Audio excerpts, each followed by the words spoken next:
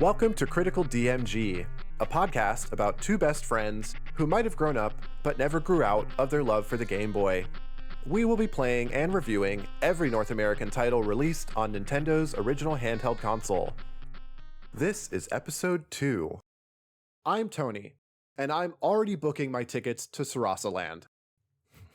And I'm Jeff, and if you couldn't tell, we're going to continue talking about one of the launch titles with the Game Boy, and we're going to be talking about Super Mario Land. So, Tony, last week we had a quiz question. Do you want to remind us what that is?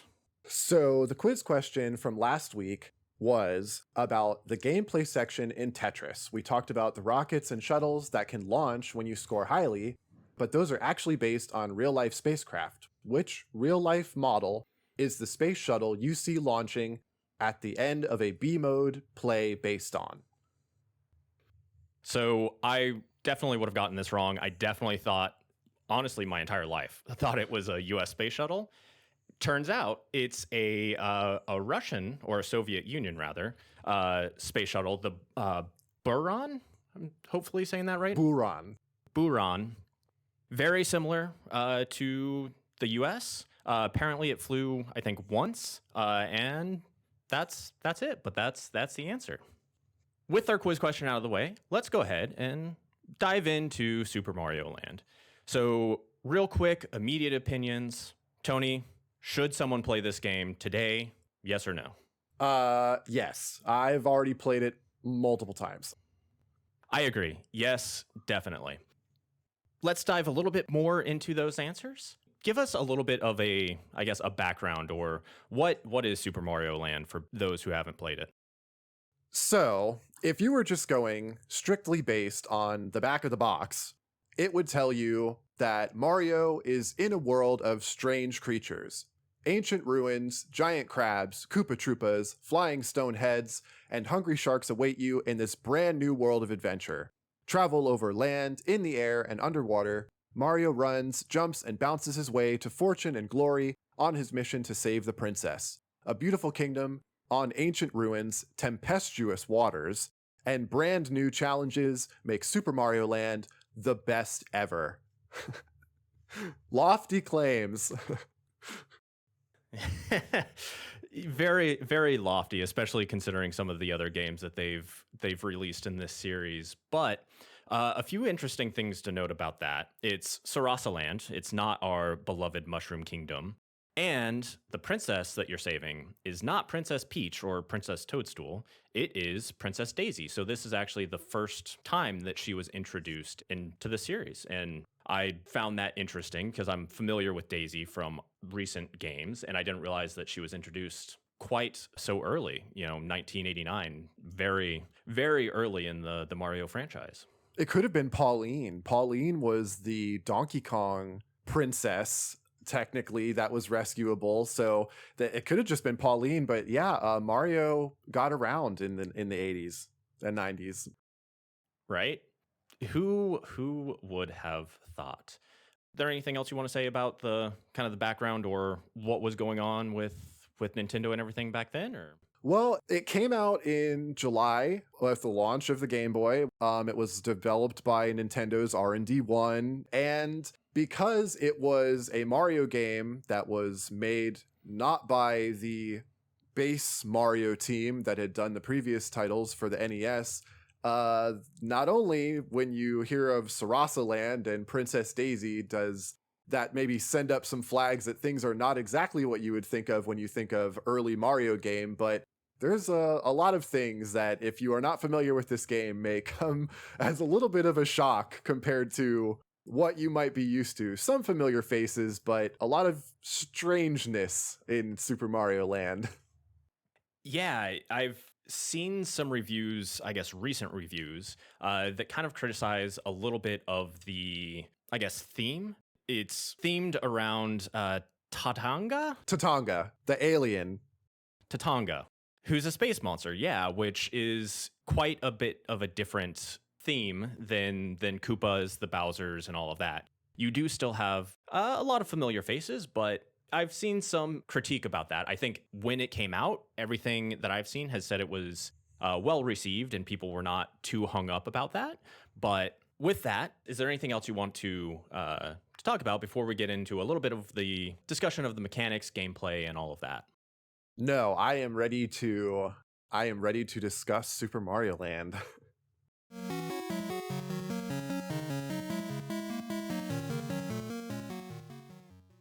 All right. So it took me about just under 2 hours to beat the game.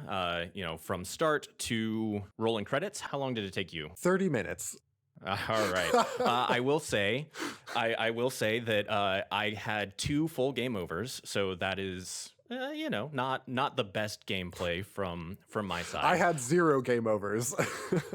Yeah, I would wager that my final attempt was probably closer to 45 minutes from start to finish. But I would like to say that I don't think those game overs were because of my poor gameplay. The game did feel a little bit floaty or not quite as crisp as I remember, specifically, I guess, Super Mario Brothers for the NES. That is the main game that I've played from kind of this era of Mario. I never played this on the Game Boy, but the controls did feel a little bit floaty to me, a little bit less precise. And I don't know if that is due to my own hardware or what, but that was one thing that I noticed. The vast majority of my deaths came from just falling off of platforms, which is embarrassing. I had a lot of that too. There was plenty of times where it seemed like everything was going smoothly, but I would tumble over a cliff that I was not expecting to, or I wasn't able to make a jump that I was pretty sure I was holding the directional pad down for. Comparing it to the NES Mario games, which in a sort of side-by-side comparison, you are absolutely right. The ones on the NES feel crisper. They feel a lot more responsive. And I also don't know if that's on the Game Boy side, especially with it being one of the earliest releases for the Game Boy, if it's just still getting the legs under the developers for this hardware kind of an issue. But the bones of the Mario are still there mechanically. It's just that they do feel, yeah, I think floaty is a good description of it, thinking on that, yes. Yeah, there was a learning curve for sure. I think, as embarrassing as it is to admit, I think my first game over was actually in World 1, which, spoilers, there are 4 worlds for this game. So a little embarrassing that in the first world, I had already gotten a game over. But again, I think it was a lot of learning the controls, kind of getting used to that sort of gameplay. I feel like there was a big jump between World 2 and 3 as far as difficulty. Yes. But again, I think there was a lot of learning curve, at least for me. The initial controls felt just slightly off, and I think that was me getting used to it again. Once I got used to it, and the second and third time I had to play through World 1, I breezed through it extremely quickly. This is definitely a game that I've played probably pretty recently, actually, at least within the last few months, and something that I've come back to, just something that I enjoy playing, even with the kind of floatier, less responsive mechanics underneath it. I still enjoy it, even if I find myself falling into pits that I really thought that I shouldn't have, or bumping into an enemy, and it doesn't feel difficult. I think you saying that it's something maybe you were brushing it up against because of being out of the habit of playing Game Boy games, specifically this one, even if you had played other ones recently. And for me, not having that barrier be up in that way, because I live, sleep, eat, and breathe Game Boy, I don't have that same learning curve like you were describing. So even without having gone through it a bunch of times, I maybe knew to expect that there might be some, I hesitate to call it jank in the way that you really think of a lot of these older titles having, where something will go wrong, or the game doesn't perform the way that you thought that it should or had intended for it to, Or there might be difficulty spikes that aren't based in, I don't know, more enemies on the screen, but instead the controls fighting against you, or significant slowdown that wasn't planned for. Those sorts of things being janky, I can understand, but I don't think that that's what this is. I think that maybe there is something about it being one of the earliest games for the system that can put up that learning curve that you were describing, but I don't think that I had that. So the difficulty, I didn't notice as much. I know what you mean about the spike. Where did you feel that most? Like, where did you really feel the jump go from, oh, okay, I think I've got a handle on this too, maybe not. Level 3, or world 3 rather. And I think one of the biggest things that I was noticing as I was playing is I kept constantly thinking to myself, oh, this box is going to have a mushroom. This box is going to have a mushroom. Yes, I do see that too. And while I'm also saying most of my deaths were from falling down a pit, so the mushroom isn't going to do anything, it still is a kind of a nice... it makes you feel good. You know, it's a nice little like buffer. And I think maybe I just wasn't looking in the right boxes, or maybe they were hidden or whatever. But that is one of the things that I vividly remember thinking in World 3 was, oh, I'm going to get, no mushroom, still no mushroom. And then I think the platforming did get a bit more difficult, but probably not as much as, or not as noticeably as the whole mushroom thing. So what about the bosses? When you were getting to the end of a level and coming up against a boss, were you feeling that they were a good culmination of things, or were you finding yourself feeling more that it was the level being difficult and you would get to the boss and kind of coast past? Honestly, I think all the bosses were pretty easy. Me too. Going into the bosses, until I actually read, I guess, a write-up about it afterwards, I didn't realize that you could beat all the first 3 with projectiles. I thought you had to go around them. Yeah. I didn't realize that, you could beat them with projectiles. I found the first 3 bosses, like boss world 1, the Sphinx, I found pretty decent, like a good entry-level boss. The next 2 bosses, honestly, I didn't find too difficult at all. I felt like they were pretty cheesable or pretty easy, or just, go right past them, not really a thing. Very. I did like the last boss a lot. I think the last boss was pretty good and a satisfying ending to the game. I think that I agree with you. The Sphinx boss, which I am seeing on the Super Mario Land wiki, the name is King Totomesu. But the Sphinx boss, definitely super easy. Very trivial is the only thing I can think to say. Especially if you are watching the patterns for the fireballs that get spat out, it's very easy to just wait for them to be past you and jump right over, land on whatever. I think it's supposed to be like it looks like a trailer hitch. It does. I assume it's like a button or a switch. Yeah, something to just like raise the gates or whatever. But I look at it and it looks like a trailer hitch to me. Yeah, my only thing with the first boss was I instinctively tried to jump on him the first time, and that does not work. So right. I died and then came back and never died again, because it's a pretty trivial boss. If you are coming from especially the later Mario Brothers games, a lot of the enemies and the bosses even in there, that's how you defeat them. You jump on them and they, retract into their shell or whatever, and then you do it enough times and they're gone. But in Super Mario Bros. On the NES before this, you would have the same jumping over Bowser, getting to the gate and opening it up for Bowser to fall into the lava. So I can see that there's some parity between those. But if you're coming from the newer games, then I can see it being very easy to think that it's like, oh yeah, you just jump on this one, and it doesn't work that way. But Sphinx, easy, cakewalk. The seahorse is what it looks like.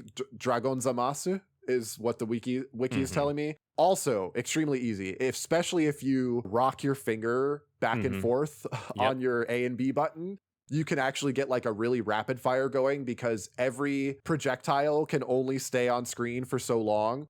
Like you can only have so many going at the same time.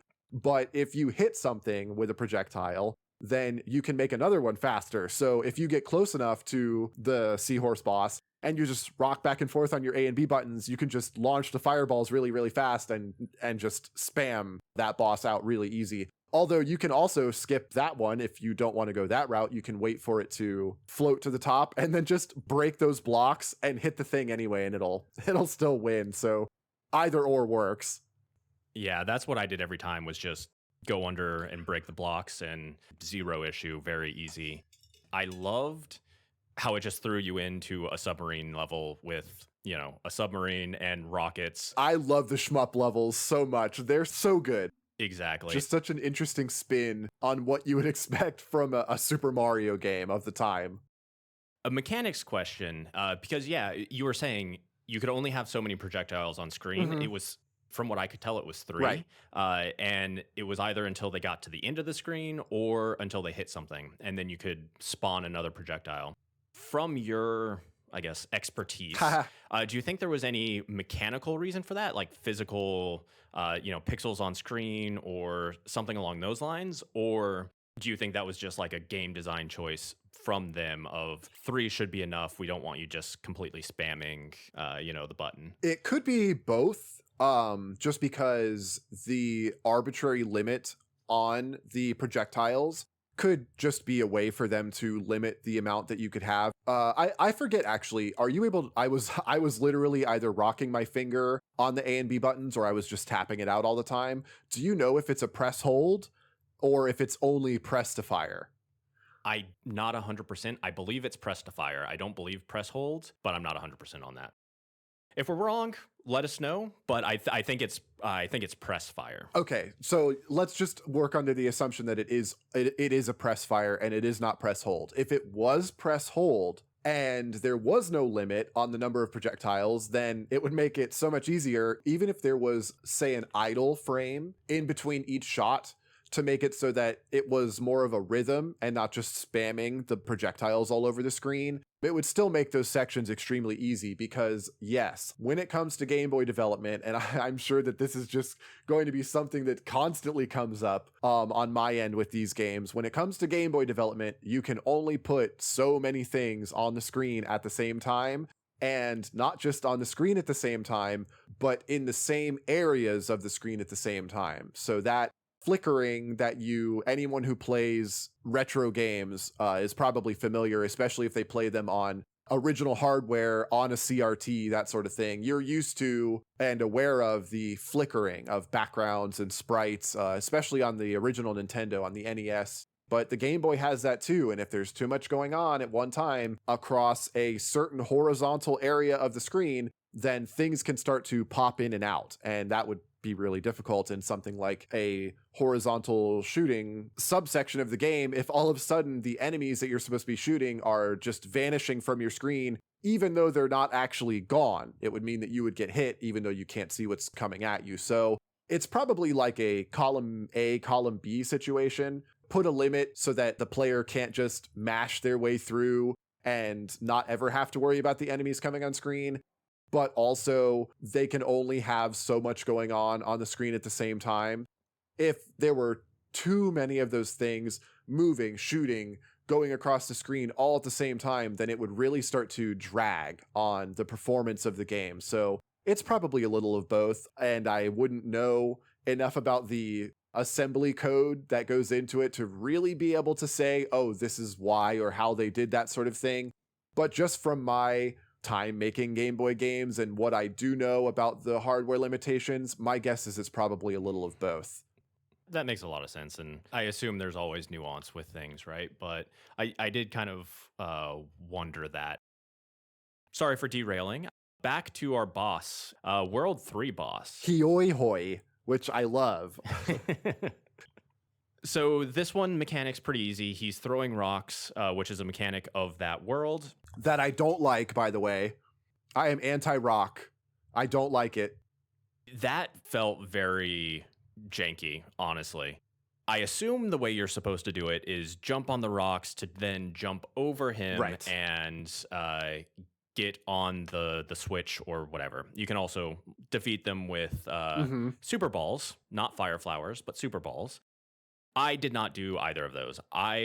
Where you respawn after dying to that boss is by a mushroom. So I just iframed and ran past him. I did too. I literally have in my notes, it just says, I do so love damage boosting, because that is exactly when I did that. I had a mushroom. I jumped over the pit and just damage boosted right through and hit the thing and kept on my merry way. That's exactly how I did. I think other than that, it would have been a more interesting encounter, but yeah, damage boost for the win, just kind of completely trivialized it. And like I said, the checkpoint is right by a mushroom. So the death system, the respawn in Super Mario Land is so forgiving. That I have that here as well. Not only were you able to respawn usually somewhere advantageous to where you had died. Like you said, there was a mushroom pretty much right where you respawn. So not only is that really nice, but if you fall in a pit or you die and have to respawn in the regular level that you're getting through, when you come back, all of the enemies that are directly adjacent to the area you're at are just gone. yes. Which is just so nice of them to do. Yeah, sometimes I honestly got confused before I realized what was happening, because the game felt so much different because of that. Because yeah, enemies and things were gone. But I guess nice. I still managed to game over a few times, but we won't talk about that anymore.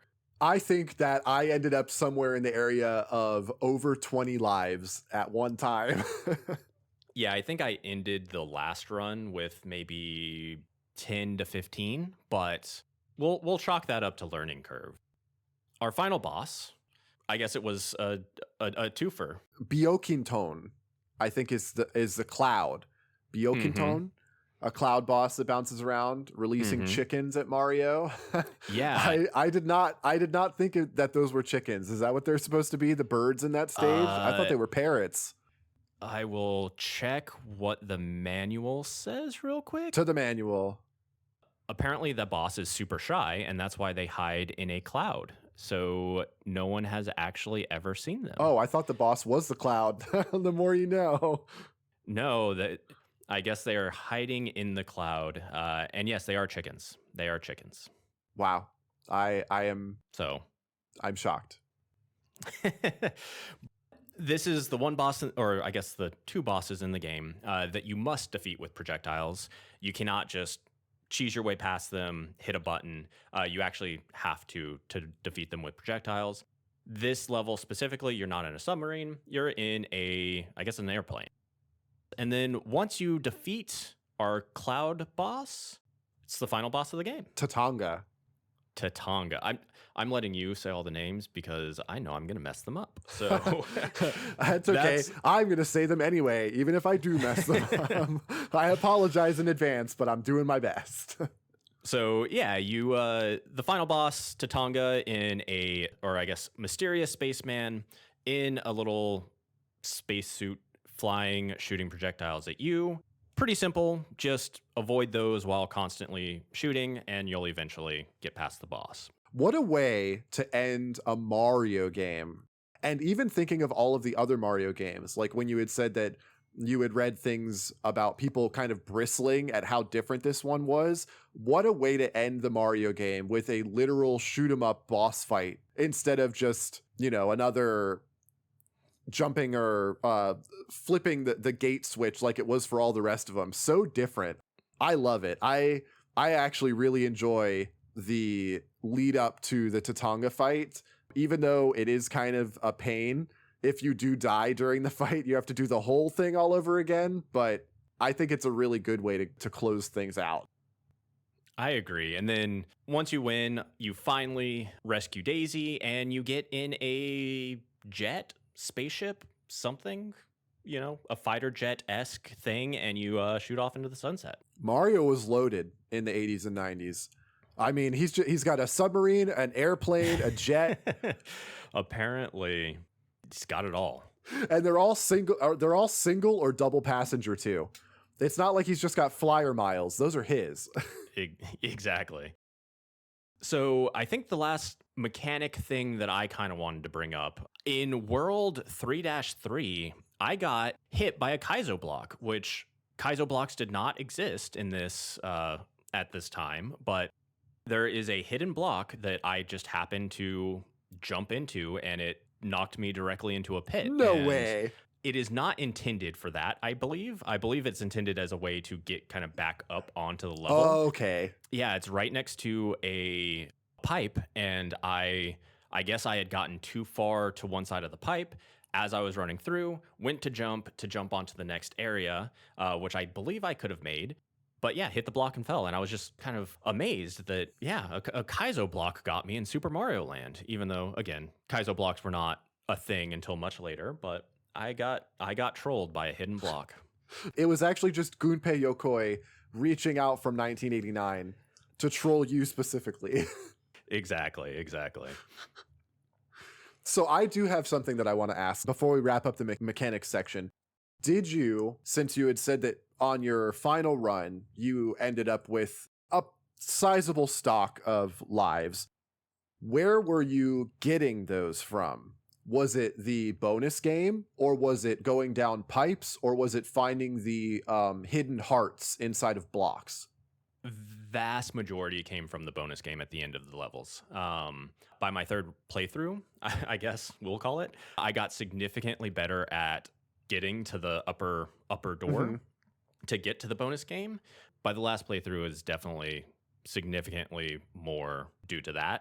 And then coins occasionally. I probably found 2 to 3 bonus hearts, if that. So not a whole lot. I didn't find many of them either. Most of my extra lives, they did come from the bonus game. I hit almost every bonus game, I feel. I would have to actually rewatch the footage to confirm, but I want to say I hit almost every one of the bonus games and got usually at least 1 extra life, but some of the pipes that you could go down in the secret rooms that they were hiding had a bonkers amount of coins inside. So I have to say that a not insignificant portion of my extra lives came from the bonus rooms.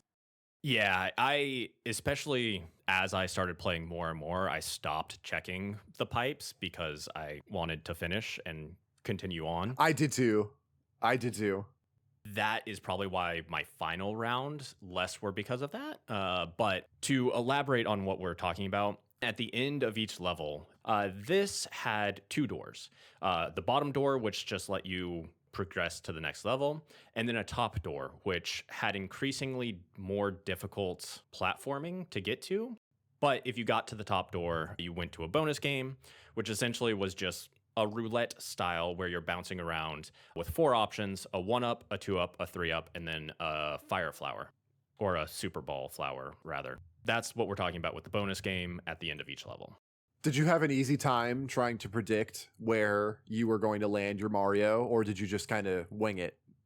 I usually had a pretty decent time with the Mario. I wasn't paying attention to the ladder as well, so multiple times I got what I wanted, but then the ladder took me somewhere else. I had that same problem.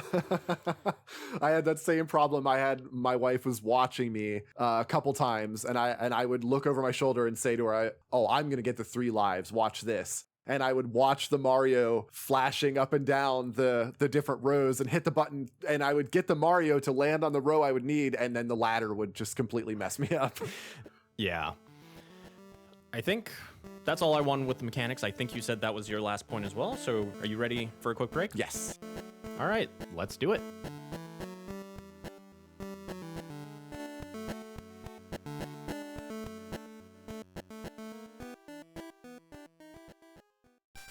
In a world not too unlike our own, there are creatures known as pups, doll-like beings brought to life through magic. These pups used to live a life of peace and harmony in their forests and towns. This was shattered when the evil king Hocus Pocus arrived and began to use mysterious powers to control the poor pups, turning them into an army bent on world domination. As one of the only remaining pup knights with your own free will, it falls to you to take up sword and shield in defense of the once bustling city of Pup Town. Fight your way through stage after stage of enemies, taking them down in back and forth turn-based combat, gaining experience and coins as you go. Keep yourself upgraded and well-fed back at the tavern and other still inhabited places around the town square. The more of the enemy's army you're able to clear out from around Pup Town, the more its inhabitants will make themselves known to you, maybe even helping you continue to grow stronger and better able to put an end to the evil king's reign of terror once and for all. So get going! There's an adorable cast of sprightly furries that needs your help. Will you be the savior of Pup Town? Pup Panic by Unicorp Entertainment is available now on itch.io for all Game Boy systems and emulators. Can't seem to clear any lines in your Tetris? Stuck underwater in Super Mario Land? The old Pokemon grind got you feeling blue? Then stay tuned to Critical DMG. It won't make you better at Game Boy games, but at least you won't feel so alone in how bad you are at them once you've listened to us. Users must provide their own Game Boy, batteries not included, certain conditions apply, void where prohibited. Critical DMG is not responsible for any worsening gameplay after consuming our podcast.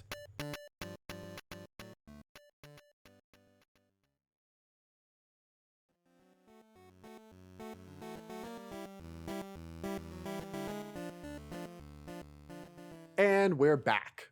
So, in the creative part of this discussion, I have to say, most of my notes here are about either the art or the music or the sprites or something like that, because knowing that you were supposed to be in sort of these alternate real world locations, I don't think we've really talked about that, but Sarasa Land isn't just an entirely made up place. All of the areas that Mario goes to are based on real world places. So the flavor that's given to them is based on a real place. They all have a different unique name. So for instance, World 1 is the Birabuto Kingdom, which is based on ancient Egypt, which is why the boss for that one is a Sphinx. That lends itself to all of these different enemy and stage designs in ways that I really enjoy. I loved that there were these Moai statue enemies in the Easter Island based level, and I loved that there were bamboo sprouts in the Chai Kingdom to have this lush bamboo forest in the background all the time. That really made it seem like you were in the places that you were in, which I know can be really hard to do on the Game Boy. Making things stand out and depict the thing that you want them to depict for the audience can really be difficult on such a small scale, but I think Super Mario Land does a really, really good job here. And that's one thing that I saw as well. There was some amount of discussion or concern about essentially taking Super Mario Brothers for the NES and scaling it down to the Game Boy screen and losing some of that, I guess, clarity and the ability to, tell what's going on. And I really think that all of the stuff was very clearly done. And you could tell, even as someone who isn't really into pixel art myself, definitely not as into it as you are, but you could still tell this is bamboo. This is a Goomba. This is Mario. You could tell all of those things. And I think it looked great, especially with the context of, this was one of the first games for a new console with a small screen, and they were kind of figuring all of that out and figuring out how to make these graphics and sprites still look good, and I think they nailed it, honestly. Like I said, most of my notes on Super Mario Land are about things like the graphics, which probably is just says more about me and how a lot of my thinking process when it comes to the designing Game Boy games is focused on making sure that things are depicted in the way that I want them to be, but also in a way that I feel communicates accurately what I'm hoping to communicate. So I really paid attention to a lot of the backgrounds and the sprites and things. The only place that I really felt, I want to say, trouble with any of the background elements in particular, because a lot of them were almost empty, which I think is really interesting, because we are here saying that they're really great depictions and they look really good, especially on the small screen and all those sorts of things. But honestly, a lot of the screens were pretty empty. The backgrounds for, say, the World 3 areas, a lot of it was just blank background, except for some of the Easter Island style heads popping up from the ground or some clouds. In the same way that the bamboo forest in World 4 had these really tall bamboos and what looks like ornate tile for a roof and things like that, but a lot of the rest of the level is just negative space. Used very well, but still negative space. And the only time that I really had a problem with any of the graphical stuff, the backgrounds especially, was when instead of negative space, it was an overload of very active tiles. And that would be in the underground cave levels, there was waterfalls as part of the background. Yes. And there was a 100%. huge section. I'm so glad you agree. There was a huge section in one of the cave levels, and I can't remember specifically which one it was. It was 3-2. It was 3-2. Thank you. The waterfalls are, honestly, they hurt my eyes to try to look at for too long. I was glad to be out of that section as fast as I could because it was so much. And it was only probably maybe a 2-frame animation of the water just kind of swapping tiles to simulate the motion of the waterfall actually going down the back of the cave. But I don't know whether it was that it was too fast or just it was the... it probably was that it was too fast. Reflecting on it now, saying it out loud, it probably was that it was just too fast. And maybe so much of it because it really was a huge swath of the background in that section. Yeah. And it was headache inducing, honestly. Exactly. Going through that level. And I know the level because, I specifically noted that as well. I'm so glad. Most of the level, it was maybe like 2 tiles or, it was relatively little amount of waterfall. I didn't have any issue with those. But there was one section where I think the entire screen had that as a background, and it was not good. It was definitely not a good visual experience. But to your point, that was really the only time I had an issue with that.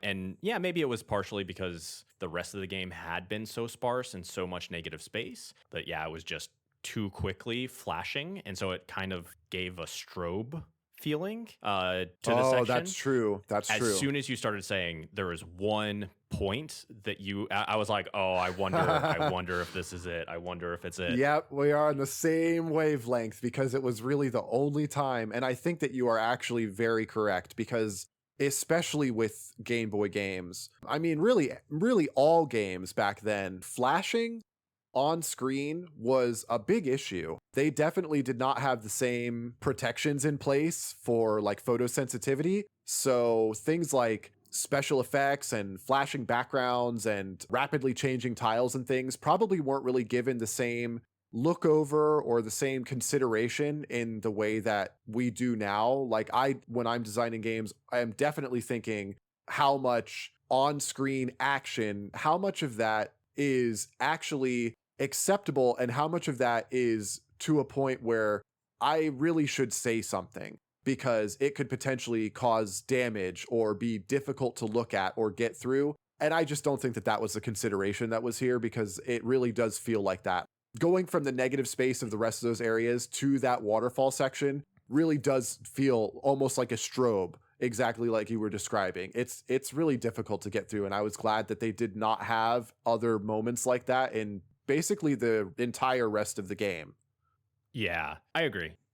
Kind of going back to something you had mentioned earlier, seeing all these different kind of, real world, quote unquote, or like inspired by real world environments. I thought I had played this game going into this, and I went in completely blind, opened it up, started playing, and I realized pretty quickly that I was expecting Super Mario Brothers 1-1, that level. The classic. Exactly. And like I said, I thought I had played this game, so I thought I was going to go in with a good amount of nostalgia and all of that, but it turns out that no, it was kind of a new experience for me. Oh, see, that's so interesting because I am deeply nostalgic for this game. I definitely had this as a kid. I actually have multiple copies. I think I have 2 copies of Super Mario Land. I have a lot of feelings about this game. The music, especially, as soon as the World 1 music starts, I know exactly where I am. I know exactly the game that I'm playing. And it really never stops feeling that way until we get to probably about World 4, because that I never beat the game as a kid. So I only remember up to a certain area of the game, and the music really sticks in my mind there. But I can tell you that I don't remember past World 3. So that must be about where I ended up dying over and over again as a kid. And I just never got past that point, because I got to World 4 and it's like, I like this music, but I definitely don't remember this song. Yeah, unfortunately, the music was great. Most of the sound effects I quite liked. Mhm. I really liked specifically World 2 boss, when you hit him with a torpedo, the little. Oh, yeah, they're like, meow. Yeah, I quite like that. So I really enjoyed the music and the sound for it. Even coming in apparently blind, I thought it was quite good. I think one of my favorite sounds is actually unintentional. When you are collecting coins, and this goes back to how if you have too many things going on at the same time and the Game Boy will start to slow down. But it's not just like the game will slow down and Mario will move slower, but literally everything will slow down. So as you are picking up a bunch of coins from a room that just has so many coins, the game can kind of start to stutter a little bit, like slow down ever so slightly. And the usual chime of you picking up not picking up a 1-up because you're just getting it for collecting coins, but instead of the usual chime that you would hear when you get a 1-up, it's stretched and kind of slowed down just like ever so slightly in a really interesting way to me. But I know that's just like me appreciating the fact that you can recognize the hardware is kind of chugging, trying to make all of that happen. But I found myself really excited when I was in the rooms with lots of coins, because I knew that at least one time I would hear the 1-up sound get distorted in that way that I liked. So that was one of my favorite kind of sounds from the game, but they're all really good. The music, my favorite track was probably the end credits song, which I know a lot of people that do like this game, the very first song is probably the one that sticks out most in their mind, which I would probably say is the most nostalgic one for me. But the end credits music is just really good. It's got like a really nice pep. It's a really nice little send off as you watch Mario jet off, into the horizon at the end of the game. I think that wrapping all of that together, like the sound and the music and everything together, really does kind of elevate the simplicity of the game. Because even though you are hearing the same sounds, the same music tracks every few levels, it never really seems tiresome. That's exactly what I was about to say. A lot of games have either just very repetitive soundtracks or just some sound or something that just gets annoying after a while. Picking up coins can be very kind of an annoyingly high or like repetitive sound. And yeah, I never found myself annoyed at this, which also, to be fair, most of Mario games, I think, probably do a good job of that. Yes. Yeah, I agree with you that at no point did it feel extremely repetitive or kind of get to the point where I was like, I'm going to turn the music off and do something else. So before I pass it off to you for any final things, the last kind of creative thing that I want to go over is the sprites of the enemies, because I have some real standout favorites. Number 1 is the flower that kind of toddles back and forth on its little leaf feet. And spits a fireball. And shoots the bullet. Yeah, and shoots the fireball up. I think that one is my number 1 favorite. Close second is the robot that can just detach its entire head and throw it at you like a frisbee.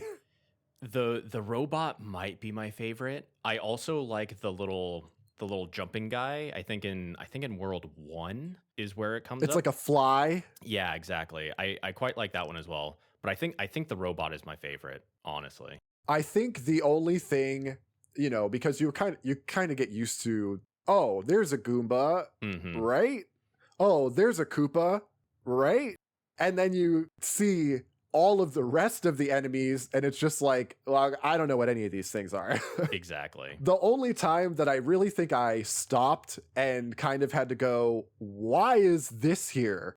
Is one singular moment, and I wonder if you're thinking of the same thing as I am, right at the very end of the game, before you get to the final boss fight, and you go through a section where just a bunch of fists come out of pipes to try and smash you. What's with that? Yeah, that definitely seemed out of place, but I hadn't really thought about it, I guess. So I guess maybe it wasn't out of place enough in my brain. But saying it, yeah, there's no reason that those should have been there. Because you had been fighting chickens the entire time. Exactly. There's chicken, like you're in the sky, like there's chickens and, or they're like chickens with helmets on, and there's the like sparkling obstacles. They're not really an enemy because you can't really get rid of them, I think, unless you get a superstar. But it's all kind of got this vibe of being in the sky, these sky-based enemies that you're dealing with behind the clouds and stuff like that. And then you get to that section right before the final boss, and literally no other time in the game have these things popped up out of any of the pipes that you might have passed. And as you are steering your plane right into that final boss arena, just these 2 or 3 giant human fists just pummel you from vertically out of a pipe if you don't fly past them fast enough. And I really didn't know what to think about that. And they have an enemy that comes out of pipes already throughout the game. And throughout Mario's history, you have piranha plants that come out of pipes and do that. So very interesting design choice there. Again, didn't really think about it at the time, but thinking about it now, very strange design choice. I am so glad to have planted the seed of that thought into your head. I'm going to stay awake at night thinking about those fists coming out of pipes. You know what? I actually think it is, and this is here's my fan canon. So if the idea is that the cloud boss is hidden behind the cloud the whole time, it's the cloud boss's fists. It was the cloud boss's last ditch attempt to stop Mario from getting in there. That checks out. That'll be the headcanon going forward. All right. So yeah, I think that brings us to the end of kind of our creative discussion of it. So I believe, continuing on with our quizzes, I believe you have a few questions for me. I do.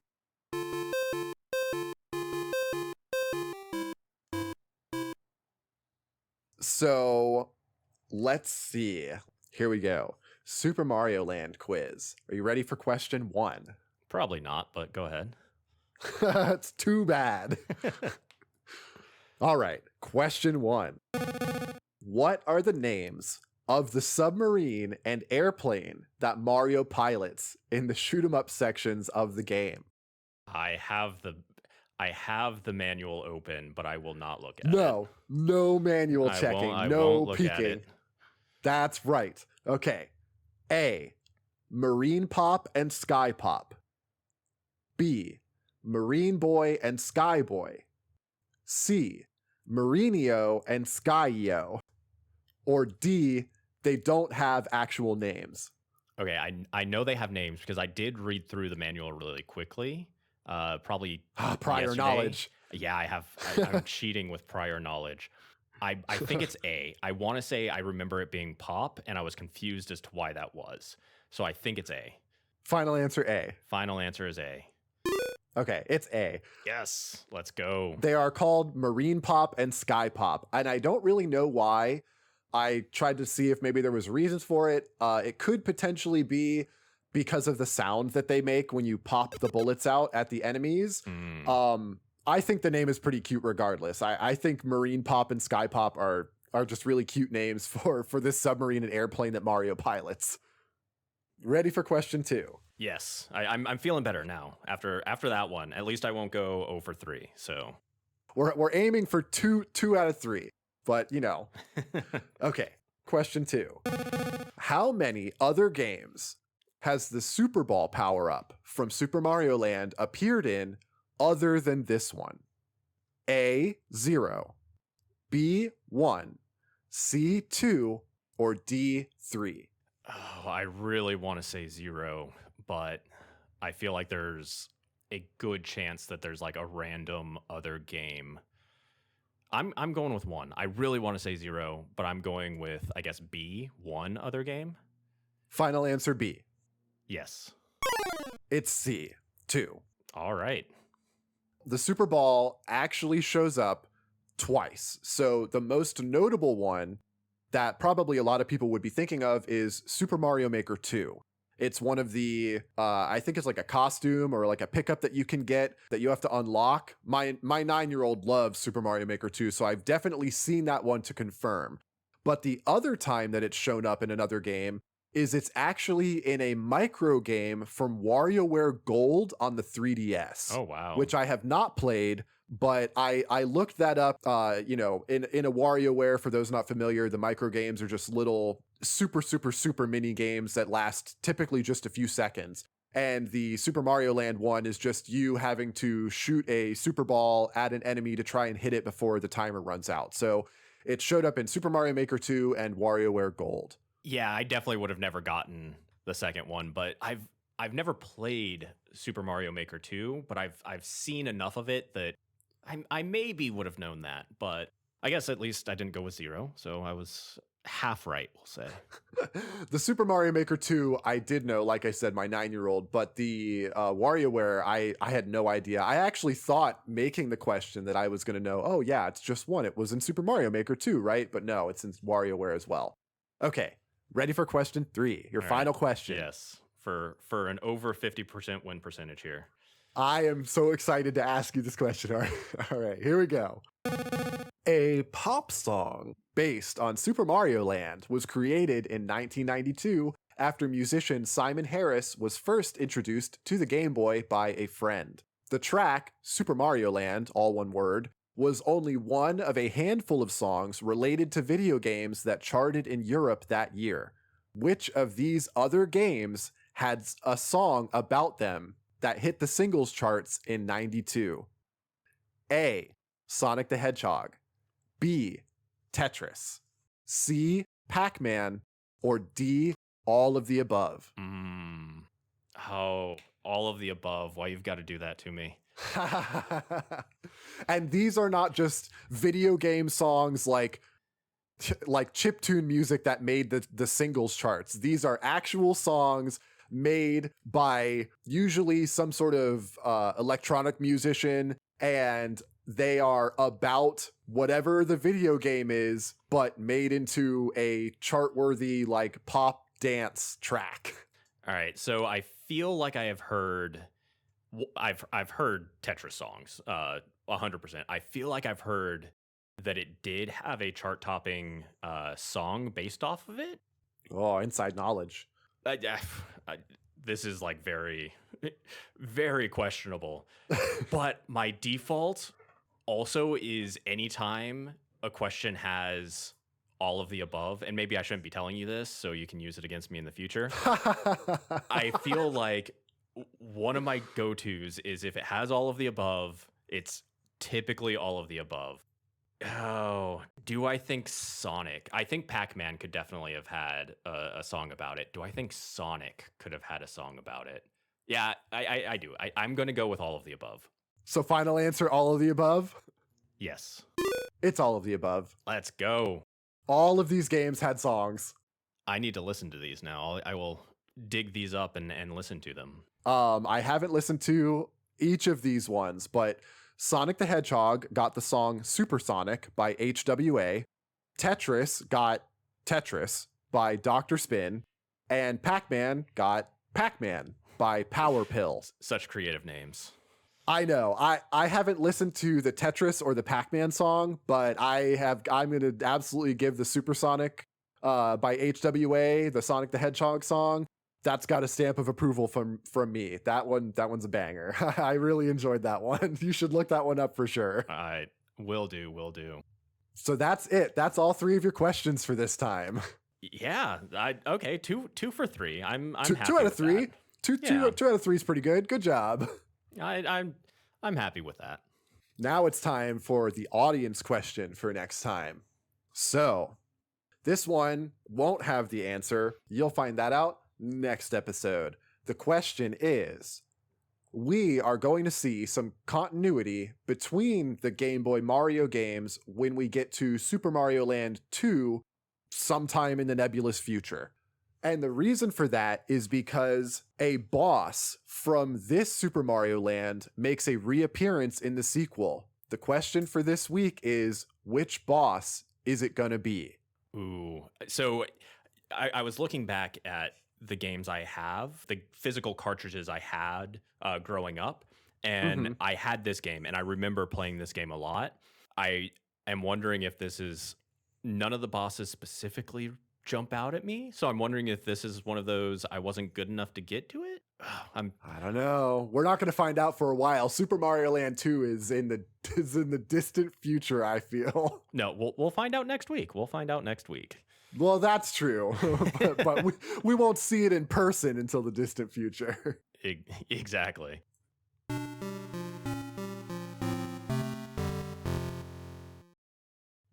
Thanks for listening to Critical DMG. If you would like to support us further, please leave a review wherever you get your podcasts and maybe recommend us to your friends or anyone else you know who might like the show. It really helps us out, and we really appreciate it. Yeah, thanks for listening, and please join us next week where we will talk about Alleyway, another one of the launch titles with the Game Boy. Time to break some bricks, baby.